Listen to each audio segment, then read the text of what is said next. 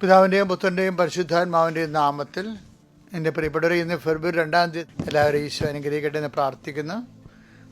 നമുക്ക് പ്രാർത്ഥിക്കുക. അമ്മേ, പരിശുദ്ധ അമ്മേ, അമ്മേ, പരിശുദ്ധ അമ്മേ, ദൈവമാതാവേ, ദൈവമാതാവേ, അന്ന് അങ്ങ് കൃപാസനത്തിൽ പ്രത്യക്ഷപ്പെട്ട് വരാൻ പോകുന്ന മഹാദുരന്തത്തിൽ നിന്ന് രക്ഷപ്പെടാനും എല്ലാവർക്കും വേണ്ടി പ്രാർത്ഥിക്കാനും ആവശ്യപ്പെട്ടിട്ട് 20 വർഷം കഴിഞ്ഞ് ഈ വേളയിൽ കൃപാസനത്തിലൂടെ ഞങ്ങൾക്കും ഈ ദേശത്തിനും അങ്ങ് മാധ്യസ്ഥം തേടുന്ന എല്ലാ അനുഗ്രഹങ്ങൾക്കും കൃപകൾക്കും ഞങ്ങളിപ്പോൾ ഹൃദയം നിറഞ്ഞ നന്ദി പറയുന്നു. അമ്മേ, പരിശുദ്ധ അമ്മേ, ജപമാല മാതാവേ, സകല കൃപാസനം പ്രാർത്ഥനകളോടും ചേർത്ത് ഞങ്ങളിപ്പോൾ പ്രാർത്ഥിക്കുന്ന ഈ കുടുംബത്തിന്റെ പ്രത്യേക നിയോഗം പറ മക്കളെ.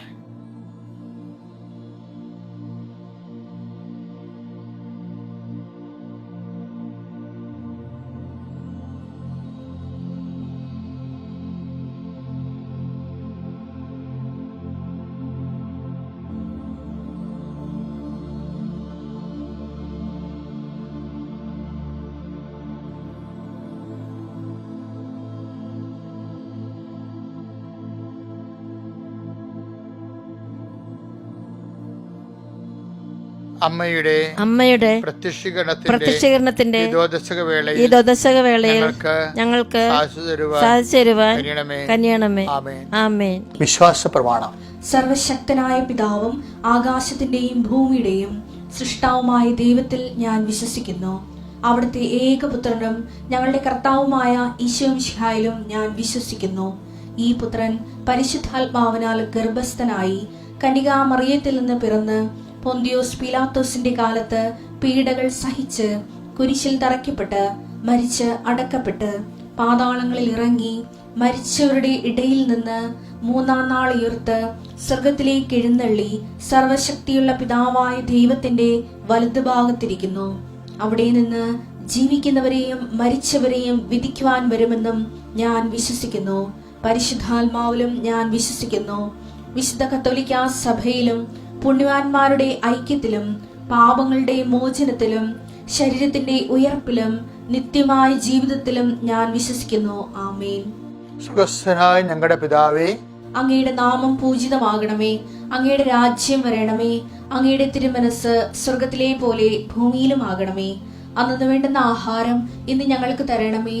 ഞങ്ങളോട് തെറ്റ് ചെയ്യുന്നവരോട് ഞങ്ങൾ ക്ഷമിക്കുന്നത് പോലെ ഞങ്ങളുടെ തെറ്റുകൾ ഞങ്ങളോടും ക്ഷമിക്കണമേ. ഞങ്ങളെ പ്രലോഭനത്തിൽ ഉൾപ്പെടുത്തരുതേ, തിന്മയിൽ ഞങ്ങൾ രക്ഷിക്കണമേ. ആമേൻ. നന്മ നിറഞ്ഞ മറിയമേ, സ്വസ്തി. കർത്താവ് അങ്ങയുടെ കൂടെ സ്ത്രീകളിൽ അങ്ങ് അനുഗ്രഹിക്കപ്പെട്ടവളാകുന്നു. അങ്ങയുടെ ഉദരത്തിൻ ഫലമായി ഈശോ അനുഗ്രഹിക്കപ്പെട്ടവനാകുന്നു.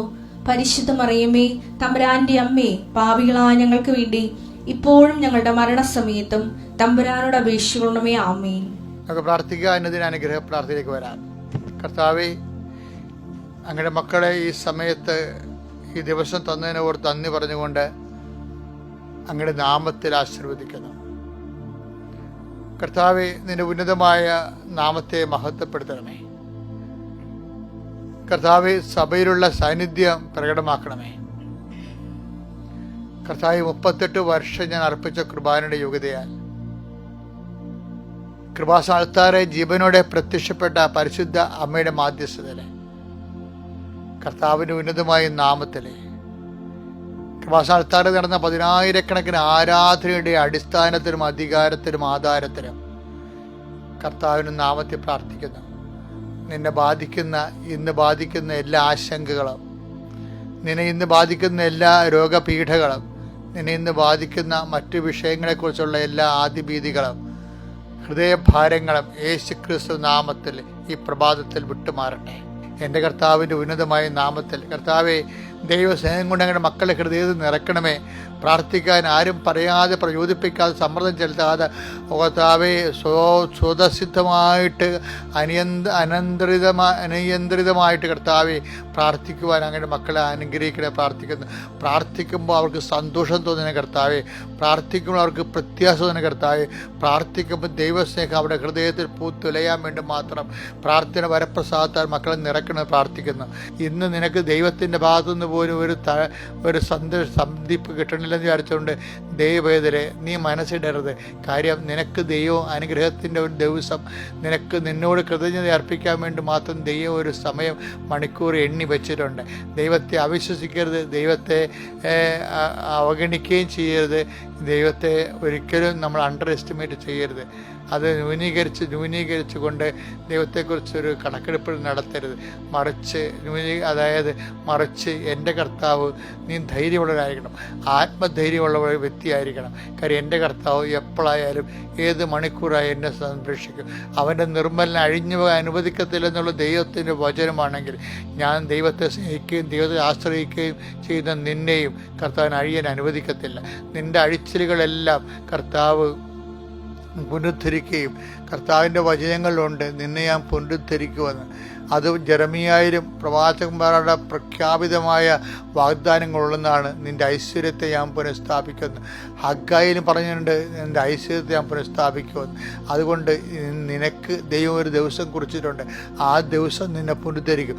അതുവരെ പ്രാർത്ഥനയിൽ, വിശ്വാസത്തിൽ, പ്രത്യാശത്തിൽ കാത്തിരിക്കാൻ വേണ്ടി പരിശുദ്ധമ്മ കൃപാസനത്താറെ ജീവനോടെ പ്രത്യക്ഷപ്പെട്ട പരിശുദ്ധമ്മ ദുരന്തമുണ്ടാകാൻ പോകുന്നു. പ്രാർത്ഥിക്കണമെന്ന് ജാഗ്രത നൽകിയ പരിശുദ്ധ അമ്മ ആ പ്രത്യക്ഷഗണത്തെ അടിസ്ഥാനത്തിൽ ആശ്രയിച്ച് വിശ്വസിച്ച് മുന്നേറുന്ന നിനക്ക് വേണ്ടി കുറിച്ചിരിക്കേണ്ട ദിവസം എത്രയും വേഗം ചുരുക്കപ്പെടാൻ വേണ്ടി അമ്മ നിനക്ക് വേണ്ടി മധ്യസ്ഥ പ്രാർത്ഥിക്കുന്ന സമയമാണ്. എൻ്റെ കർത്താവിനുതമായ നാമത്തിൽ ഭാരങ്ങൾ മാറിപ്പോട്ടെ. എൻ്റെ കർത്താവിനുതമായ നാമത്തിൽ ക്ലേശങ്ങൾ നീങ്ങിപ്പോട്ടെ.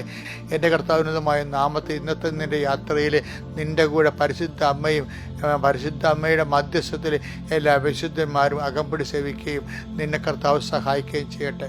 എൻ്റെ കർത്താവെ, തിരികെ ഇന്ന് രാത്രി തിരിച്ചും കൂടണയുമ്പോൾ നിൻ്റെ സാന്നിധ്യത്തിൽ ആഹ്ലാദിക്കാൻ അങ്ങയുടെ മക്കളെ പിതാവിൻ്റെയും പുത്രൻ്റെയും പരിശുദ്ധാത്മാവിൻ്റെ നാമത്തിൽ ഞാൻ ആശീർവദിക്കുന്നു. എൻ്റെ പ്രിയപ്പെട്ടവരെ, നമുക്കിന്ന് സന്ദേശത്തേക്ക് വരാം. ഇന്ന് നമ്മൾ കഴിഞ്ഞ ചൊവ്വാഴ്ച ഞാൻ ധ്യാനിപ്പിച്ചപ്പോഴേ പെട്ടെന്ന് ഞാൻ അൾത്താറ എന്നുകൊണ്ട് ആൾക്കാരോട് പറഞ്ഞൊരു വാക്കുണ്ട്. ഇപ്പം ചില സമയത്ത് നമ്മുടെ ജീവിതം നമ്മുടെ കയ്യിൽ നിന്ന് പോകുവേ. ജീവിതം കയ്യിൽ നിന്ന് പോകുന്ന വെച്ചാൽ നമ്മൾ ഒത്തിരി അവലംബിച്ചും പ്രാർത്ഥിച്ചും. ഇപ്പം കഴിഞ്ഞ ദിവസങ്ങളിലെ ഒരു സംഭവം ഉണ്ടായി. സാക്ഷ്യത്തിലൂടെ ഞാൻ അൾത്താറിൽ നിൽക്കുമ്പോൾ കേൾക്കണമല്ലോ.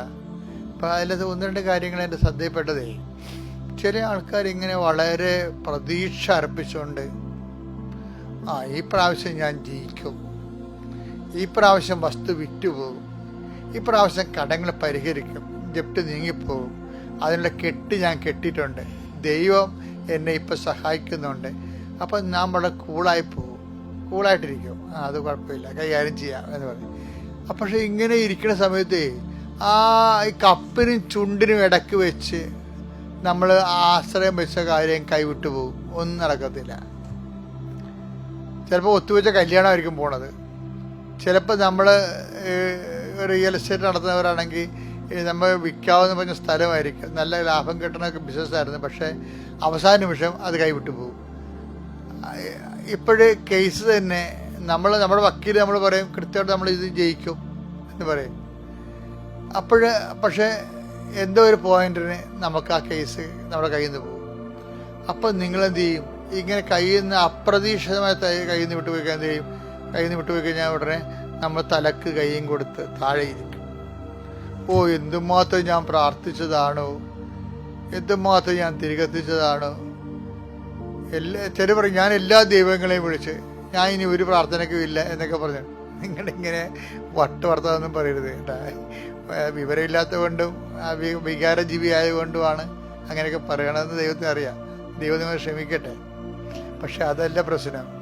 അതായത് ഇങ്ങനെയുള്ള സാധനങ്ങളെ സംഭവിക്കുമ്പോൾ ഓർക്കണമെന്ന് വെച്ചാൽ നമ്മുടെ മെരിറ്റ് പോയെന്നേ അതിൻ്റെ അർത്ഥമുള്ളൂ. പിടിയിട്ടില്ലേ? അപ്പം നമ്മുടെ കൈപ്പിടിയിൽ നിന്ന്, നമ്മുടെ കൺട്രോളിൽ നിന്ന് കയ്യിൽ എത്തിപ്പിടിക്കാൻ പറ്റിയ സാധനം കയ്യിൽ നിന്ന് വിട്ടു പോകുമ്പോൾ അത് പരീക്ഷയാകാം, ചിലപ്പോൾ ജോലി ആകാം, ചിലപ്പോൾ പ്രൊമോഷനാകാം, ചിലപ്പോൾ നിങ്ങൾക്കൊരു കിട്ടുന്ന അംഗീകാരമാകാം, സമ്മാനമാകാം, ചിലപ്പോൾ ഒരു അര പോയിൻ്റൊക്കെ വിട്ടുപോകും. അപ്പോൾ അതിൻ്റെ അർത്ഥം എന്തതിൻ്റെ അർത്ഥം വെച്ചാൽ അങ്ങനെ പോകുമ്പോൾ അതിൻ്റെ അർത്ഥം എല്ലാം പോയി എന്നും പറഞ്ഞ് നിങ്ങൾ ജീവിതം തീർന്നതെന്നും പറഞ്ഞുകൊണ്ട് നിങ്ങൾ വിവരമില്ലാത്ത മനുഷ്യരെ പോലെ തലയും കൈ കൊടുത്തിട്ട് ഇനി ഞാൻ പ്രാർത്ഥിക്കലെന്ന് പറയരുത്. അത് ഒരു പ്രാവശ്യം പറഞ്ഞാൽ 9 പ്രാവശ്യം പറഞ്ഞുകൊണ്ട് ദൈവം എഴുതി വെക്കണത് എന്ന് വെച്ചാൽ നീ ദൈവത്തിനെ അടിസ്ഥാനപ്പെടുത്തിയല്ല അത് പറയണത്. അപ്പോൾ എന്താ ചെയ്യേണ്ടതെന്ന് വെച്ച് കഴിഞ്ഞാൽ നീ മനസ്സിലാക്ക, അതിന് ഈ പരിശുദ്ധാത്മ വേണം എന്ന് ഈശോ പറയുന്ന കാര്യം നിന്നെ സഹായിക്കാനുണ്ട്. ആൾക്കാരെ സഹായിക്കാനില്ലാത്തപ്പോഴാണ് ഇതുപോലെയൊക്കെയുള്ള വെട്ടിവർത്താനൊക്കെ പറയണത്. അപ്പോൾ പരിശുദ്ധാത്മാവ് കുറവാണെന്ന് മാത്രമേ ഉള്ളൂ. അപ്പം നീ പശ്ചാത്താപിച്ചാൽ മതി. പരിശുദ്ധാത്മാവ് കിട്ടാനുള്ള ആദ്യ വഴി എന്ന പശ്ചാത്താപമല്ലേ. നടപടി 2:37 എന്താ പറയണത്? നിങ്ങൾ പശ്ചാത്തപിക്കുക. പരിശുദ്ധാത്മാവ് സഹായം കിട്ടണില്ല, വിടുവർത്താനം പറഞ്ഞു പോയെന്ന് നമുക്ക് ഉടനെ വേണ്ട പരിശുദ്ധാത്മാവിനാണ് സഹായകൻ. ഈ യോഹന്നാന്റെ സുവിശേഷം 15:26 ഞാൻ പിതാവിന്റെ അടുത്ത് നിന്ന് അയക്കുന്ന സഹായകൻ, പിതാവിൽ നിന്ന് പുറപ്പെടുന്ന ആ സത്യാത്മാവ് വരുമ്പോൾ അവൻ എന്നെക്കുറിച്ച് സാക്ഷി നൽകുക. അപ്പോൾ പരിശുദ്ധാത്മാവിനെ യോഹന്നാൻ 15:26 സഹായൻ എന്നാണ് വിളിക്കണത്. ഈ സഹായകൻ ഉണ്ടെങ്കിൽ നീ ദൈവത്തെ അപ്പം തന്നെ ഞാൻ ഇനി പ്രാർത്ഥിക്കണില്ലെന്നൊന്നും പറയത്തില്ല. ഞാൻ ഇനി പ്രാർത്ഥിക്കണില്ല, ഞാൻ എല്ലാ ദൈവങ്ങളെ വിളിച്ചെന്നൊക്കെ പറയണത് സഹായകൻ ഇല്ലാത്ത കൊണ്ടാണ്. അപ്പം അതിന് സഹായനെ കിട്ടാൻ എന്താ ചെയ്യേണ്ടത്? അത് 2:38 വർക്ക് ചെയ്താൽ മതി. എന്താണ് നടപടി പുസ്തകം എന്താണ് പറയണത്? നിങ്ങൾ പശ്ചാത്തപിക്കുവിൻ, പാപമോചനായി യേശുക്രിസ്തു നാമം സ്നാനം എടുക്കുവിൻ. ഇപ്പം നിങ്ങൾ ഏറ്റിരിക്കുന്ന ഈ സഹനമില്ലേ, സഹനം, അത് യേശുക്രിസ്തു നാമത്തിലാക്കി കഴിഞ്ഞാൽ അത് സ്നാനമായി മാറും. അതുകൊണ്ടാണല്ല 12:50 പറയണില്ലേ, എനിക്കൊരു ജ്ഞാനസ്ഥാനം മുങ്ങുവാനുണ്ടെന്ന് പറയുമ്പോൾ കർത്താവ് പീഡാസഹനങ്ങൾ ജ്ഞാനസ്ഥാനം എന്നാണ് വിളിക്കണത്. അപ്പോൾ നമുക്കൊരു സഹന സഹായം വന്നാൽ അത് യേശുക്രിസ്തു നാമത്തിൽ ഞാൻ സഹിക്കണമെന്ന് പറഞ്ഞു കഴിഞ്ഞാൽ എനിക്ക് ഇപ്പം എൻ്റെ ബിസിനസ് തകർന്നു പോയി.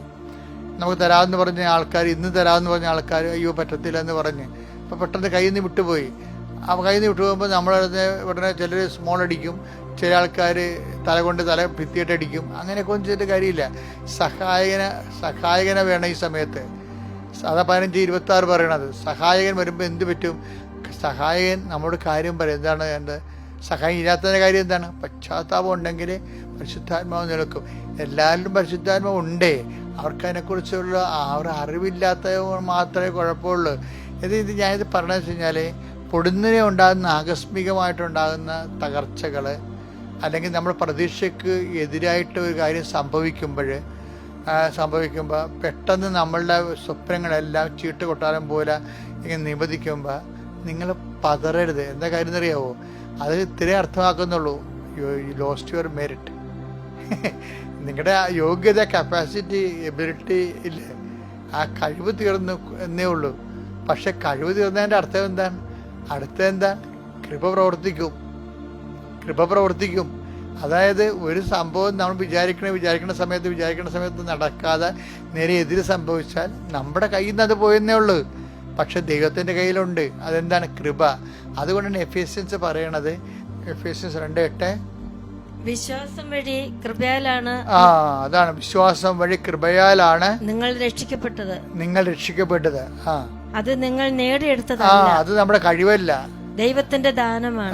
നേടിയെടുക്കാത്തത് നമ്മുടെ കയ്യിലുണ്ട്. എന്താണ് അത്? ദൈവത്തിന്റെ ദാനം. അപ്പൊ നേടിയതുണ്ട്, പിന്നെ നേടിയെടുക്കാൻ പറ്റാത്തതുണ്ട്. ഇപ്പം നേട്ടം വരുമ്പോൾ നമ്മൾക്ക് കോട്ടമാണെന്ന് പറയും. നേട്ടം ഇല്ലെങ്കിൽ പിന്നെ കോട്ടമാണെന്ന് പറയരുത്. പിന്നെ എന്താ ഉള്ളത്? ദാനമാണെന്നാണ് പറയണത്.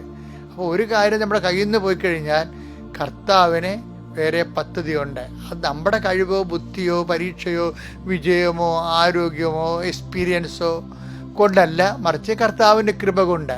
ഈ ഉടമ്പടി മുഴുവൻ നിലനിൽക്കണം അങ്ങനെയല്ലേ? Not by merit but by grace. Zacharia എന്താ പറയണത്? 4:6 എടുത്ത് അവൻ എന്നോട് പറഞ്ഞു കർത്താവ് സെറുബ്ബാബേലിനോട് അരുളി ചെയ്തു, സൈന്യബലത്താലല്ല